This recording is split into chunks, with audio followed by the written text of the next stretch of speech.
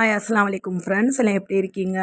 இன்றைக்கி ஒரு காரசாரமான நல்ல டேஸ்ட்டான வாய்க்கு நச்சுன்னு சொல்லி இருக்கிற ஒரு ப்ரான் மசாலா தான் கூட ஷேர் பண்ண போகிறேன். ஸோ வாங்க இதுக்கு என்னென்ன தேவைன்னு சொல்லி குயிக்காக பார்த்துடலாம்.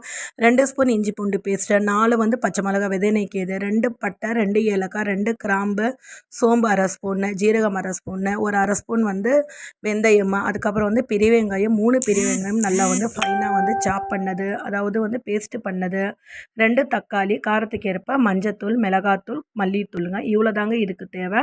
ஸோ இப்போ ப்ராசஸ் ஸ்டார்ட் பண்ணிடலாம். இப்போ ஒரு பேன் எடுத்துக்கலாம். நம்ம கொஞ்சம் ஆயில் விட்டு இதில் ப்ரானை ஆட் பண்ணிக்கோங்க. ஆட் பண்ணிவிட்டு கொஞ்சம் மஞ்சத்தூள் ஆட் பண்ணிக்கோங்க. இது எதுக்குன்னு பார்த்தீங்கன்னா, ப்ரானில் இருக்கிற எக்ஸ்ட்ரா வாட்டர் எல்லாம் நல்லா அப்சர்வ் பண்ணிவிடும். ஸோ அதுக்கு தாங்க. ப்ரானும் அதிக நேரம் குக் பண்ண தேவையில்லை. ஒரு 2லேருந்து 3 நிமிஷம் மட்டும் இந்த மாதிரி நீங்கள் வதக்கி எடுத்துக்கோங்க. எக்ஸ்ட்ரா இருக்கிற வாட்டர்லாம் இதில் அப்சர்வ் ஆகி வெளியில் வந்துடும்.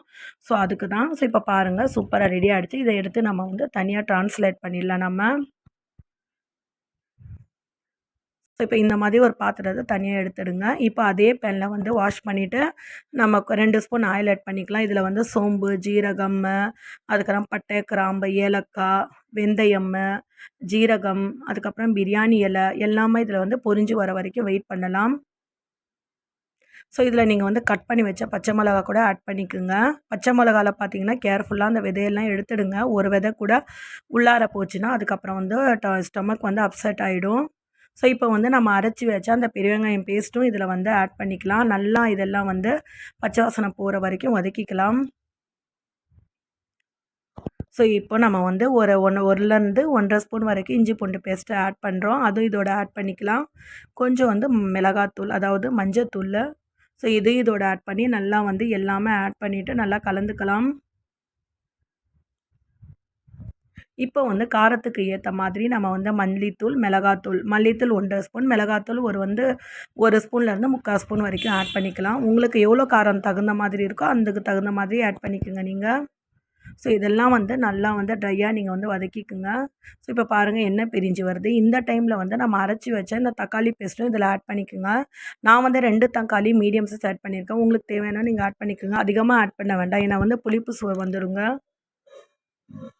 ஸோ இப்போ பார்த்தீங்கன்னா இந்த மசாலாவோட நல்லா நம்ம போட்ட இந்த இஞ்சி பூண்டு பேஸ்ட்டு, அதுக்கப்புறம் வெங்காய பேஸ்ட்டு, தக்காளி பேஸ்ட்டு எல்லாம் மிங்கிள் ஆகிற மாதிரி நல்லா கலந்துக்கலாம். இப்போ பார்த்துங்க நல்லா அதில் இருக்கிற வாட்டர் எல்லாம் அப்சர்வ் ஆகிடுச்சு.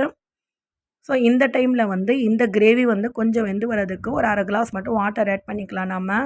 வாட்டர் ஆட் பண்ணிவிட்டு மூடி போட்டு விட்டுடலாங்க. ஒரு 5 மினிட்லேருந்து ஒரு 7 மினிட் வரைக்கும் நல்லா அந்த மசாலாவோட பச்சை வாசனை எல்லாம் வெளியில் போகிற மாதிரி நல்லா நீங்கள் மூடி வச்சுக்கோங்க. ஸோ இப்போ பார்த்தீங்கன்னா நம்ம போட்ட அந்த வாட்டர் எல்லாம் பார்த்தீங்கன்னா நல்லா அப்சர்வ் ஆகிடுச்சு. இந்த டைமில் நாம் எடுத்து வச்ச அந்த ப்ரானை இதில் ஆட் பண்ணிக்கலாம். ப்ரானை ஆட் பண்ணிவிட்டு கொஞ்சம் கருவேப்பிலை நீங்கள் ஆட் பண்ணிக்கோங்க. ஸோ இதோட பார்த்தீங்கன்னா கொஞ்சம் கரம் மசாலா, கொஞ்சம் மிளகுத்தூள், அதுக்கப்புறம் ஒரு பட்டர் ஆட் பண்ணிக்கோங்க. க்யூபாக இருந்தால் நீங்கள் ஆட் பண்ணிக்கோங்க. இல்லை ஸோ அவ்வளோதாங்க, சூப்பரான சுவையான நல்ல டேஸ்ட்டான ப்ரான் மசாலா ரெடி ஆகிடுச்சு. ஸோ கண்டிப்பாக நீங்கள் ஒரு தடவை செஞ்சிங்கன்னா அடிக்கடி மறுபடியும் செஞ்சுட்டே இருப்பீங்க. ஸோ கண்டிப்பாக நீங்களும் ட்ரை பண்ணி பாருங்கள். எப்படி இருக்குதுன்னு சொல்லி உங்கள் ஃபீட்பேக்கெல்லாம் எங்களுக்கு கமெண்ட் பண்ணுங்கள், லைக் பண்ணுங்கள், ஷேர் பண்ணுங்கள், சப்ஸ்கிரைப் பண்ணுங்கள். கண்டிப்பாக பெல் சிம்பலை கிளிக் பண்ணிக்கோங்க. தேங்க்